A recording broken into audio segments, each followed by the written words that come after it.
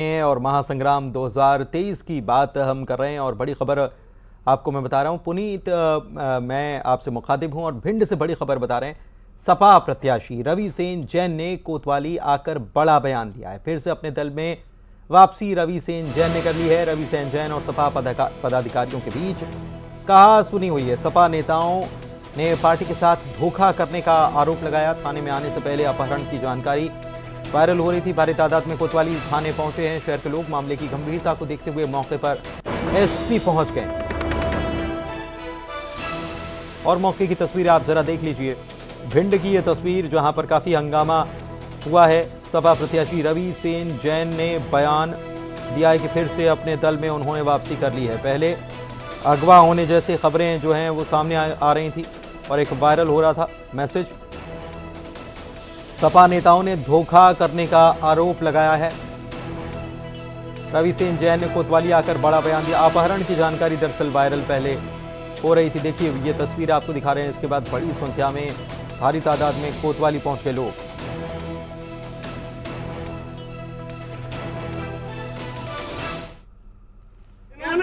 ये पूरी तरीके से मिले हुए हैं और समाजवादी पार्टी के साथ धोखा करने का काम रविसेन जैन के द्वारा किया गया है। इन्होंने ये पूरी तरीके से मिले हुए हैं और समाजवादी पार्टी के साथ धोखा करने का काम रविसेन जैन के द्वारा किया गया है। सीएम शिवराज सिंह चौहान ने छतरपुर में कमलनाथ पर बड़ा हमला बोला। महाराजपुर में चुनावी सभा को संबोधित करते हुए उन्होंने कमलनाथ के मॉडल पर सवाल खड़े किए और कहा कि कमलनाथ का नहीं करप्शन का मॉडल था, क्राइम का मॉडल था, कमीशन का मॉडल था।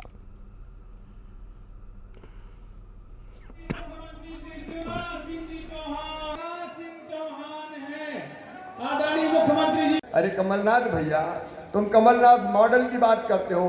करप्शन का मॉडल था, क्राइम का मॉडल था, कमीशन का मॉडल था। तुमने तो मेरी सब योजना बंद कर दी।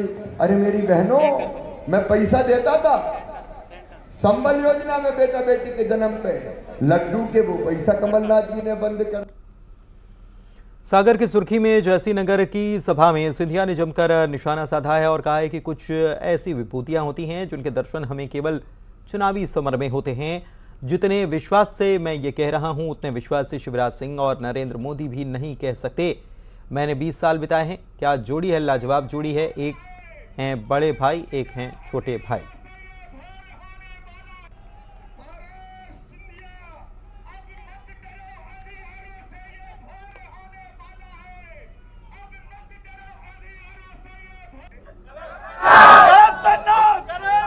कुछ ऐसे विभूतियां होती हैं जिनके दर्शन हमें केवल चुनावी समर में मिलते हैं। और मैं आपको विश्वास से कहता हूं, और विश्वास से क्यों कह रहा हूं?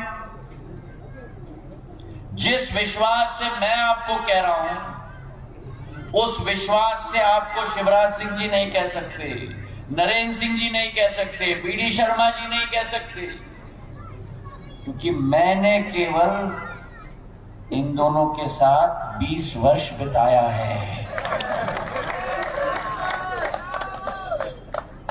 क्या जोड़ी है, लाजवाब, क्या लाजवाब जोड़ी। एक है बड़े भाई, छोटे भाई, एक है बड़े भाई। और वहीं कमलनाथ ने सागर के खुरई में जनसभा को संबोधित करते हुए बीजेपी पर बड़ा हमला बोला और कहा कि मैंने कौन सी गलती की, मैंने कोई सौदा नहीं किया। उन्होंने अपनी सरकार की 15 उपलब्धियां लोगों को बताई और कहा कि प्रशासन ने जिनके मकान गिराए हैं उनकी सरकार बनने पर दोबारा उनके मकान बनाए जाएंगे। हमारी सरकार बनी थी, 15 महीने के लिए सरकार बनी थी। सौदा हो गया 15 महीनों में से 2.5 महीने तो आचार संहिता और लोकसभा चुनाव में गया। मेरे पास 11.5 महीने थे। हमने अपनी नीति और नियत का परिचय पूरे प्रदेश को दिया। हमने कौन सी गलती करी? अगर 27 लाख किसानों का कर्जा माफ किया, कौन सी गलती करी मैंने? हमने सागर जिले में 80,500 किसानों का कर्जा माफ किया। क्या कर्जा माफ हुआ पहली किश्त में? और चलिए बढ़ते हैं आगे। बागियों को साधने में बीजेपी सफल हो गई, जबकि कांग्रेस इस मामले में कई जगहों पर फेल हुई है। रीवा में उठे विरोध के सुर ठंडे पड़ गए। त्योहार के बाद अब मनगवा से विधायक पंचूलाल और पन्नाबाई ने हाथ पीछे खींच लिए और बैकफुट पर आ गए हैं। अब वो चुनाव नहीं लड़ रहे। पंचूलाल ने पत्नी पन्नाबाई के नाम से नामांकन भराया था। इस मामले में कांग्रेस की कोशिश सफल नहीं हुई और सिद्धार्थ बाकी हो गए।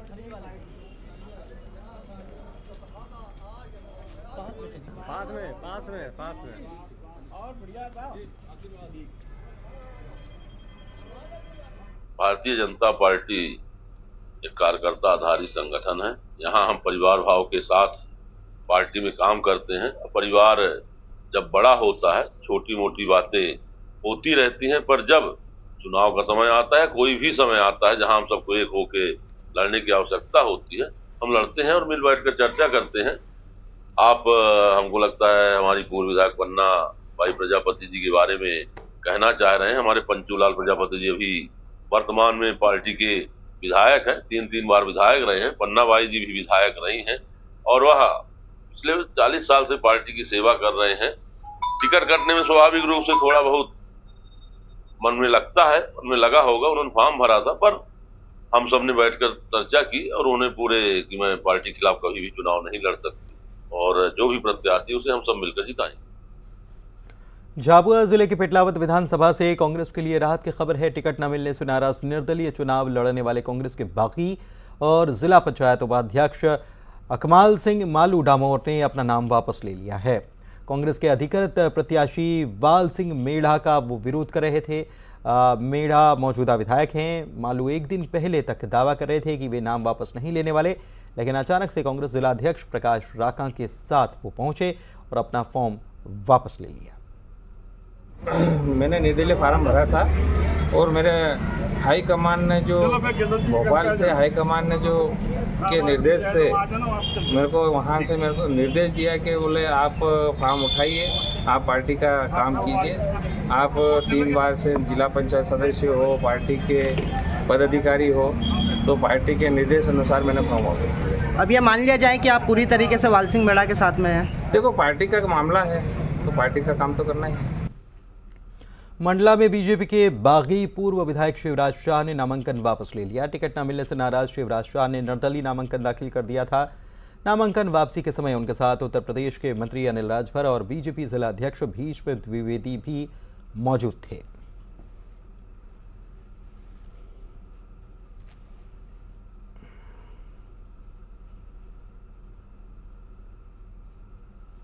मेरे नेचर से आप लोग वाकिफ़ हैं। मैं कभी अपने जीवन में ना तो कभी गद्दारी किया है, ना मैंने कभी किसी के साथ धोखा किया है, ना कभी आप लोग देखे आज तक मेरे ऊपर कोई ब्लेम नहीं लगा है। तो मैं निश्चित अगर मैं अपने नेताओं की बात मान करके फार्म वापस लिया हूँ तो मेरे तरफ से तो नाराज़गी दूर है। बाकी अब हमारे पार्टी के नेता ही जाने अब उनकी नाराज़गी दूर हुई है कि नहीं हुई है। 17 नवंबर को होने वाले मतदान के लिए तमाम प्रत्याशियों का तूफानी जनसंपर्क जारी है, लेकिन बीजेपी राष्ट्रीय महासचिव कैलाश विजयवर्गीय अपने विधानसभा क्षेत्र क्रमांक 1 में समय नहीं दे पा रहे क्योंकि उन पर प्रदेश की 90 से अधिक सीटें जिताने की जिम्मेदारी है। इस वजह से विधानसभा क्षेत्र क्रमांक 1 में जनसंपर्क का बीड़ा उनके बेटे विधायक आकाश विजयवर्गीय, छोटे बेटे कल्पेश विजयवर्गीय ने उठाया है। आकाश विजयवर्गीय ने अलग अलग स्थानों पर बैठक करने के साथ ही चुनाव संबंधित काम भी निपटाए। उनकी जगह उनकी धर्मपत्नी भी अपनी देवरानियों के साथ जनसंपर्क में उतरी हुई है। जब पूरा परिवार मिलकर उनके साथ खड़ा है तो उन्हें भी अच्छा लगता है और हम सबको भी अच्छा लगता है कि हम उनकी कुछ ग्रुप में ही मतलब हम सब बहुएं कुछ मदद कर रहे हैं। वैसे तो बहुत छोटी सी मदद है उनके लिए, लेकिन फिर भी हम सब साथ खड़े हैं और जब भी हम सब परिवार निकलता है तो सभी का आशीर्वाद भी बहुत अच्छा। इंदौर की विधानसभा क्षेत्र क्रमांक 1 से बीजेपी के राष्ट्रीय महासचिव कैलाश विजयवर्गीय मैदान में हैं। वे पश्चिम बंगाल में प्रदेश प्रभारी थे। इंदौर में बड़ी संख्या में प्रवासी बांग्ला भाषी लोग भी रहते हैं, बंगाली भी रहते हैं। इसीलिए उनसे वोट मांगने के लिए बंगाल की बीजेपी नेता लॉकेट चटर्जी इंदौर आई और उनसे बात की हमारे संवाददाता ने। बीजेपी सांसद लॉकेट चटर्जी जी इस वक्त हमारे साथ मौजूद हैं, इंदौर पहुंची हैं क्योंकि बीजेपी राष्ट्रीय महासचिव कैलाश विजयवर्गीय इस बार चुनाव लड़ रहे हैं, वो भी विधानसभा 1 से। अब मैम, 2 तस्वीरें हैं। एक वो तस्वीर थी जब बीजेपी राष्ट्रीय महासचिव कैलाश विजयवर्गीय जी के पास में जिम्मेदारी थी पश्चिम बंगाल की, तब वहाँ जिम्मेदारी थी, लोग चुनाव लड़ते थे। इस बार वो खुद मैदान में है, तो मैदान में है तो आप बताएं क्या नज़र आ रहा है आप खुद, क्योंकि उनके प्रचार प्रसार में आई हैं। ये बहुत गर्व की बात है कि कैलाश विजयवर्गीय जी को हम लोग एज ए ऑब्जर्वर पश्चिम बंगाल में हम लोग को 7 साल उनके साथ हम लोग काम किए थे। और राजनीति में क्या सबसे ज़्यादा क्या ज़रूरत होता है, बहुत सारा गाइडेंस उनके पास से, एडवाइस सजेशन बहुत सारा उनके पास से मिले थे। और जब मैंने सुना कि कैलाश विजयवर्गीय जी का नाम घोषणा हुआ यहाँ पे, तो तब तुरंत मैंने सर को फ़ोन किया और कंग्रेचुलेट किया और मैंने बोला सर मैं आना चाहती हूँ। सर ज़रूर आना, यहाँ पे बहुत सारा बंगालीस लोग हैं और सर के साथ चुनाव में भी हम पश्चिम बंगाल में बहुत सारा रैलियों, बहुत सारा सभा हम लोग किए थे। तो आगे आज पश्चिम बंगाल का बहुत सारा बंगालीस लोग यहाँ पे, प्रवासी बंगालीस लोग यहाँ पे हैं। स्वर्णकर जो लोग हैं, ज्वेलरी बनाते हैं गोल्ड का, और सब लोग एक साथ इकट्ठे हुए हैं। दक्षिणेश्वर माँ काली, वहाँ पे भी दक्षिणेश्वर माँ काली का मंदिर है। और मैं भी रामकृष्ण परमहंस के वहाँ से जनरेशन का हूँ। मेरा पिताजी भी दक्षिणेश्वर मंदिर का पुरोहित थे, पुजारी थे, तो उसके साथ बहुत जुड़ी हुई हूँ। आज यहाँ पे भी दक्षिणेश्वर मंदिर में, माँ का मंदिर में आके सबके साथ मिलके बहुत अच्छा लगा। और हम लोग सब चाहते हैं कि कैलाश विजयवर्गीय हमारा नेशनल जनरल सेक्रेटरी भी है, बहुत सीनियर पोजीशन में है। उनका नेतृत्व में इंदौर आगे बढ़े, मध्य प्रदेश आगे बढ़े और बहुत बहुमत से कैलाश विजयवर्गीय जी ने। बहुत बहुत शुक्रिया न्यूज़ 18 के साथ बातचीत के लिए। और ये थी लॉकेट चटर्जी जिन्होंने न्यूज़ 18 से बातचीत की और बेबाक तरीके से उन्होंने अपनी पूरी बात रखी। वीडियो जर्नलिस्ट संजय बुआ के साथ मिथिलेश गुप्ता, न्यूज़ 18 इंदौर। खंडवा में कांग्रेस के प्रभारी और एआईसीसी सदस्य मोहन तिवारी पर आचार संहिता उल्लंघन का मामला दर्ज किया गया है। दरअसल कांग्रेस के जिला कार्यालय गांधी भवन में सियापति हनुमान के जयकारे गूंजने के मामले ने तूल पकड़ा और बीजेपी विधि प्रकोष्ठ ने शिकायत कर दी, जिसके बाद शहर कोतवाली पुलिस ने धार्मिक भावना आहत करने के मामले में केस दर्ज कर लिया है। वहाँ पर जो राम, सीता और अपने लक्ष्मण के वेशभूषा में जिन बच्चों को तैयार किया गया था, मंच से भरी सभा के बीच में काफी संख्या मात्रा में लोग उपस्थित थे। उनके समक्ष इनके द्वारा ये कहा गया कि सियापति हनुमान, जबकि बच्चा जानता है, अन्य धर्म के लोग भी जानते हैं कि सियापति भगवान श्री रामचंद्र को कहा जाता है। उनके द्वारा सियापति हनुमान कहा जाना सीधे सीधे सनातन को गाली देने के समान है। एक पुत्र को अपनी ही माता का पति बताने के समान एक जो उनके द्वारा दुष्ट रूप से प्रचारित किया गया भाषण के द्वारा, अपने जयकारे के द्वारा, क्योंकि हम हिंदू धर्म को मानने वाले लोग बाग भी हैं, ठीक है, भारतीय जनता पार्टी के कार्यकर्ता हैं, पदाधिकारी हैं। आज उचित फोरम पर माननीय पुलिस अधीक्षक महोदय को और माननीय निर्वाचन अधिकारी महोदय को इस संबंध में लिखित शिकायत दी भारतीय जनता पार्टी विधि प्रकोष्ठ की तरफ से कि उनके द्वारा जो कृत्य किया गया उस पर कार्रवाई होना चाहिए। देश के पदाधिकारी हैं, उनके द्वारा धार्मिक भावनाओं को आहत करने संबंधी वक्तव्य या भाषण दिया गया, उसी संबंध में संबंधित धाराओं में उनको विरुद्ध अपराध पंजीबद्ध कर शामिल दिया गया है। इसमें आरोपी श्री मोहन तिवारी है, उनके विरुद्ध अपराध दर्ज किया गया है। शाहजहांपुर में मतदाता जागरूकता अभियान के तहत स्कूली बच्चों ने शहर के गायत्री मंदिर रोड पर आकर्षक रंगोली सजाई। निजी और सरकारी शिक्षण संस्थानों के बच्चों ने सड़क पर मतदाता जागरूकता के स्लोगन लिखे और आकर्षक रंगोली बनाई। स्वीप प्लान के तहत आयोजित इस कार्यक्रम में कलेक्टर किशोर कुमार कन्याल खुद बच्चों का उत्साहवर्धन करने के लिए पहुंचे।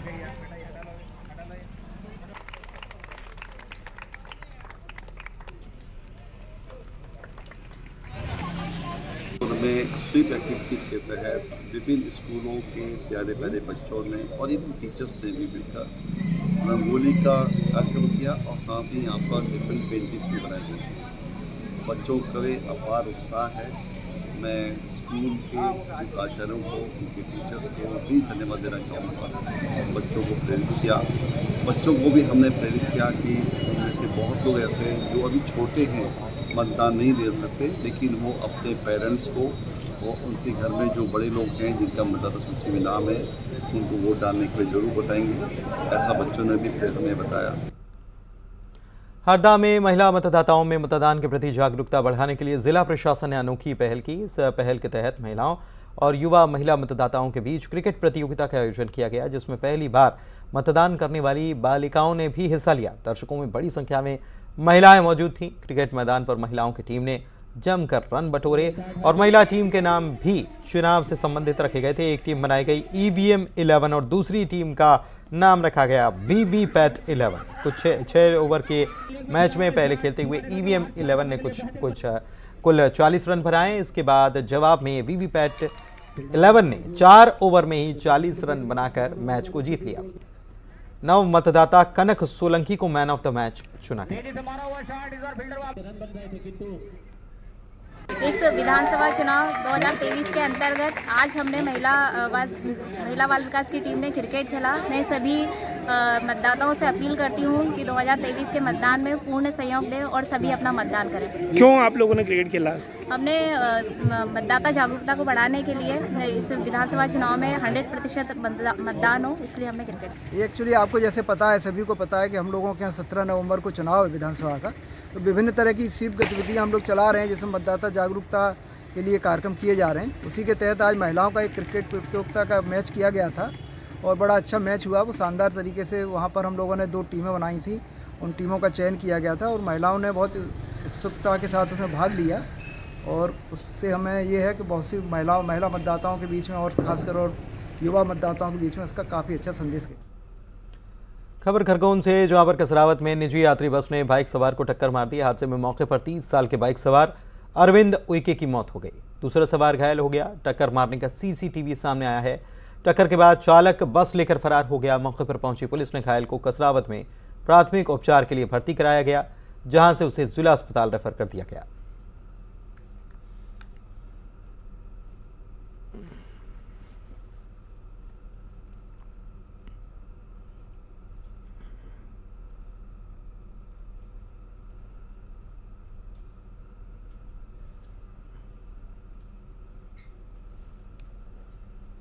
खंडवा में न्यूज़ 18 की खबर का बड़ा असर हुआ है। प्रोफेसर दंपति से मारपीट करने वाले 3 युवकों पर नामजद केस दर्ज किया गया।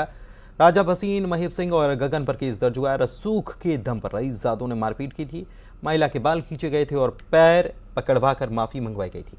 मुगड़ थाने में मारपीट, एक्सीडेंट और जान से मारने की धमकी देने की धाराओं में मामला दर्ज किया गया है। करवा चौथ की रात में प्रोफेसर दंपति से मारपीट का ये मामला है। CCTV फुटेज के साथ सबसे पहले न्यूज़ 18 ने खबर को प्रमुखता से दिखाया था।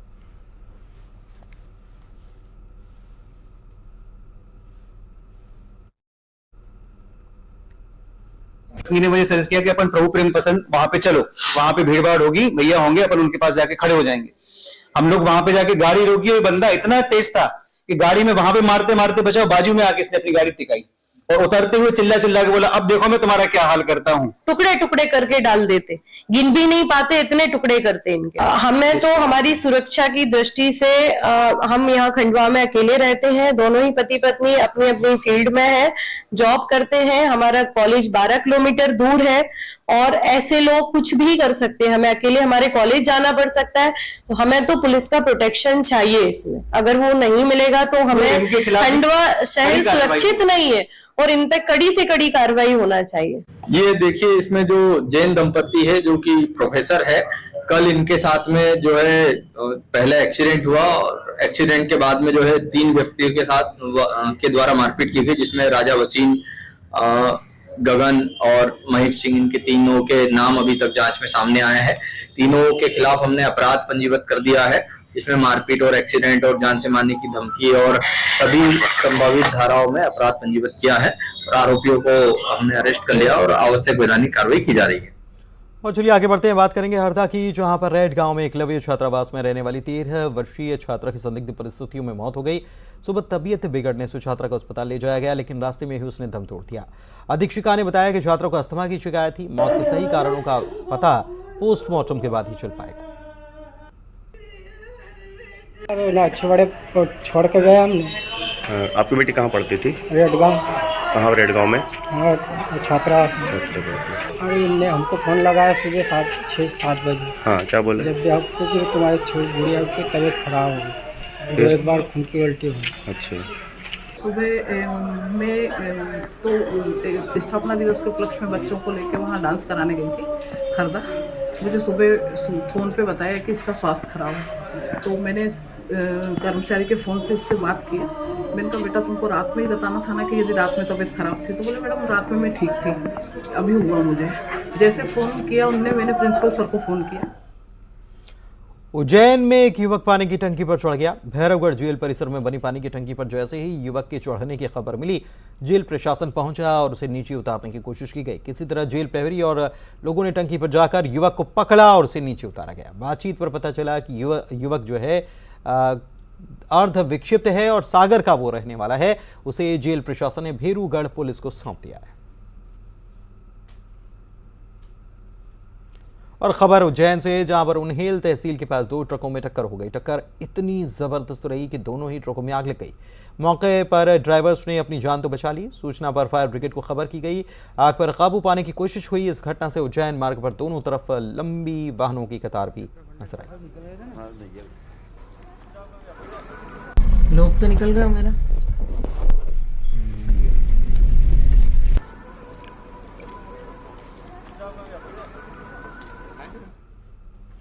इंदौर में हथियार तस्कर को पुलिस ने गिरफ्तार किया है। आरोपी से 6 पिस्टल, 12 मैगजीन जब्त की गई हैं। आरोपी लक्ष्मण पालीवाल पर मध्य प्रदेश और राजस्थान में हथियार सप्लाई करने का आरोप है।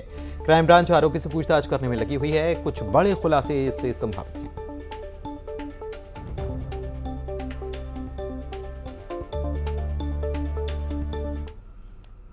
बालाघाट रेलवे स्टेशन के पास डबल मर्डर से सनसनी फैल गई। एक मकान में बुजुर्ग मां बेटी का शव मिलने की जानकारी पुलिस को मिली। पुलिस के आला अधिकारी मौके पर पहुंचे। डेड बॉडी पर किसी भारी हथियार से हमला करने की निशान नजर आ रहे हैं। पुलिस आशंका जता रही है। स्थानीय लोग कह रहे हैं कि दोनों मां बेटी घर का देखरेख का काम करती थी। हत्या के पीछे वजह क्या रही, इसे खंगालने में पुलिस लगी है। ये तो प्रथम दृष्टया तो क्लियर मर्डर है, एक डबल मर्डर है। रेलवे स्टेशन के पास जो एक क्षेत्र है यहाँ पर, जहाँ पर एक कमरे के अंदर लगभग 55 वर्षीय महिला और उनकी माँ दोनों की बॉडी मिली है। सर पे किसी भारी हथियार से चोट पहुँचाई गई, जिसके कारण उनकी डेथ हुई है। पूरी टीम हमारी यहाँ पर है, FSL भी है और इन्वेस्टिगेशन को हम लोग काफ़ी सीरियसली टेकअप करेंगे। मुझे लगता है कि बहुत जल्दी इसमें हम लोग आरोपियों को ट्रेस। वर्ल्ड कप क्रिकेट में भारत की श्रीलंका पर शानदार जीत के बाद बीजेपी प्रदेश अध्यक्ष VD शर्मा ने बधाई दी है। मंडला में कार्यकर्ताओं के साथ बधाई देते हुए उन्होंने कहा कि जैसे श्रीलंका 55 पर सिमटी है, वैसे ही चुनाव में इतनी ही सीटों पर कांग्रेस भी सिमट जाएगी।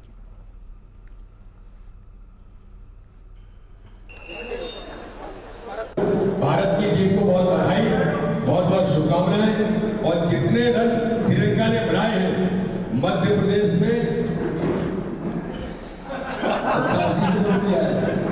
केवल 55 रन बनाए हैं, तो कांग्रेस भी को इससे कम ही है, ऊपर नहीं जा सकता। भारत की टीम को बहुत बधाई, बहुत बहुत शुभकामनाएं। और जितने रन श्रीलंका ने बनाए हैं मध्य प्रदेश में, केवल 55 रन बनाए हैं, तो कांग्रेस भी को इससे कम ही है, ऊपर नहीं जा सकती। टीम इंडिया की श्रीलंका पर शानदार जीत को लेकर पूर्व सीएम डॉक्टर रमन सिंह ने बधाई दी है। उन्होंने कहा है कि भारत ने श्रीलंका को ऐसे निपटाया जैसे लोकसभा का चुनाव हो। बधाई भारतीय क्रिकेट टीम, विजय रथ अनवरत चलता रहे, वे लिखते हैं ट्विटर पर।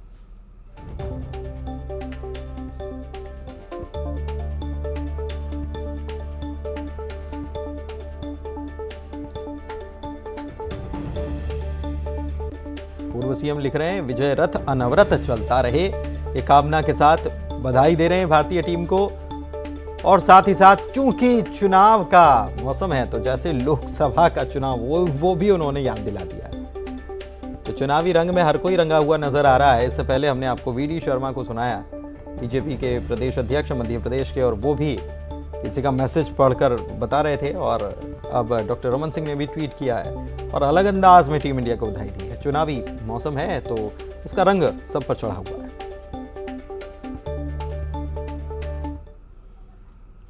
और इसी के साथ इस बुलेटिन में फिलहाल इतना ही। नमस्कार।